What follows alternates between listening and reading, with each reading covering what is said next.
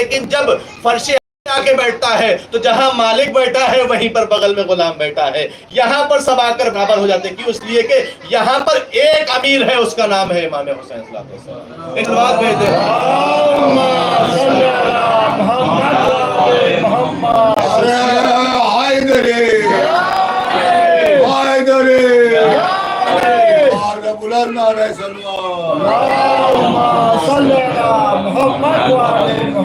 محسوس کیا آپ نے؟ لہذا شیطان سے ہم کو سیکھنے کو ملتا ہے کہ تکبر ہمارے اندر نہیں ہونا چاہیے. ہم کچھ بھی ہو جائیں لیکن ہم زمین پر رہیں، ہمارے پیر زمین پر رہیں، ہمارے دل و دماغ جو ہے وہ زمین پر رہیں. یہ نہیں کہ آسمان میں پہنچ جائیں. بہرحال یہ جو ہے وہ بات ایک دم سے آ گئی بیچ میں. تو شیطان کو اللہ نے نکالا. شیطان نے کیا کہا؟ پروردگار مجھے قیامت تک مجھے مہلت دے دے. پروردگار جا تجھے مہلت دی، تو بھی کیا یاد رکھے گا؟ چونکہ تو نے میری عبادت کی ہے اتنی، لہٰذا میں تجھے اس عبادت کا صلہ اسی دنیا میں دینا چاہتا ہوں. جب تک تجھے مہلت چاہیے میں تجھے مہلت دے رہا ہوں. اب وہ کیا کہتا ہے کہ اس سے مہلت نہیں لی. اب اس کا پلان یہ تھا کہ اب میں جو ہے وہ ان کی اولاد، ظاہر سی بات ہے جو بہت شدید دشمن ہوتا ہے نا، وہ صرف اپنے دشمن سے بدلہ نہیں لیتا ہے بلکہ ان کی اولادوں سے بدلہ لیتا ہے. آج جو آپ کو جو ہے وہ بات آپ بہرحال آپ تو محسوس کرتے ہیں، آج ہم مولا کے چاہنے والوں سے جو دشمنی کر رہے ہیں وہ کس بات دشمنی کر رہے ہیں؟ سب سے پہلی بات، خود امام حسین کو کیوں قتل کیا گیا تھا؟ کیا امام حسین سے کوئی دشمنی تھی؟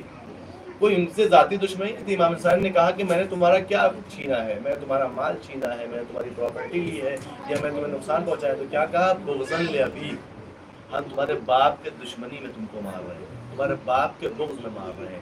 اس کا مطلب یہ کہ جو دشمن شدید ہوتا ہے نا، تو وہ صرف اپنے مقابل سے بدلہ نہیں لیتا بلکہ ان کی اولادوں سے بدلہ لیتا ہے. کل امام حسین سے مولا علی کی دشمنی سے بدلہ لیا گیا تھا، آج ان کے چاہنے والوں سے بدلہ لیا جا رہا ہے. کیوں؟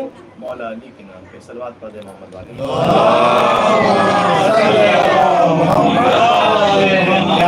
لہذا اس نے کیا کہا کہ میں بہکاؤں گا، تیرے بندوں کو بہکاؤں گا. بندے کون؟ یعنی اولاد آدم، جناب آدم کی اولاد. میں بندوں کو بہکاؤں گا. تو پروردگار نے کیا کہا؟ اللہ نے کیا کہا کہ تم میرے نیک بندوں کو نہیں بہکا پائے گا، تو میرے مخلص بندوں کو نہیں بہکا پائے گا، تو میرے نیک بندوں کو نہیں بہکا پائے گا. قرآن کے الفاظ ہیں کہ تم میرے مخلص بندوں کو نہیں بہکا پائے گا. تو اس سے پوچھا تم کرو گے کیا؟ کہا میں صراط مستقیم پر بیٹھوں گا اور صراط مستقیم سے کسی کو گزرنے نہیں دوں گا. اب یہاں پر صرف ایک گفتگو آپ سامنے کروں گا، اس کے بعد رفع مسائل. بہرحال اس کے اوپر گفتگو کرنا صراط مستقیم. سب سے پہلے یہ معلوم ہو جائے کہ ہم لوگ نماز میں روز نماز میں پڑھتے ہیں اہدنا الصراط المستقیم، پڑھتے نہیں پڑھتے ہیں؟ سب نماز میں پڑھتے ہیں نا، اہدنا الصراط المستقیم. پروردگار ہمیں صراط مستقیم کی ہدایت کر دے. کیوں بار بار پڑھ رہے ہیں؟ کیوں؟ اس لیے شیطان نے کہا ہے کہ صراط مستقیم سے بہکائیں گے. تو معلوم تو ہو صراط مستقیم ہے کہ یہ کون سا راستہ ہے کہ جہاں پر بیٹھ کر شیطان بہکائے گا. دو روایتیں میں نے دیکھی ہیں تفسیر البرہان میں، امام جعفر صادق علیہ السلام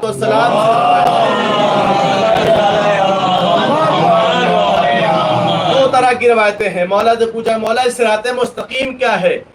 آخر معلوم تو ہو کہ ہمیں کس راستے سے شیطان بہکائے گا. جب ہمیں معلوم ہی نہیں ہوگا تو ہم کیسے احتیاط کریں گے؟ کہیں ایسا نہ ہو کہ ہم اس راستے کو سمجھ رہے ہو شیطان اس راستے بیٹھا ہو، ہم اس راستے پہ چلے جائیں، ہم کو اس سے بہکا دے. مولانا نے کہا پریشان نہ ہو، صراط مستقیم کوئی والا راستہ نہیں ہے کہ جس پہ تم چل رہے ہو. صراط مستقیم کہتے ہیں معرفت امام زمانہ، اپنے وقت کے امام کی معرفت ہی صراط مستقیم ہے. اس کا مطلب یہ ہے کہ شیطان کسی مادی راستے سے نہیں بہکائے گا بلکہ ہر انسان کو امام زمانہ کی معرفت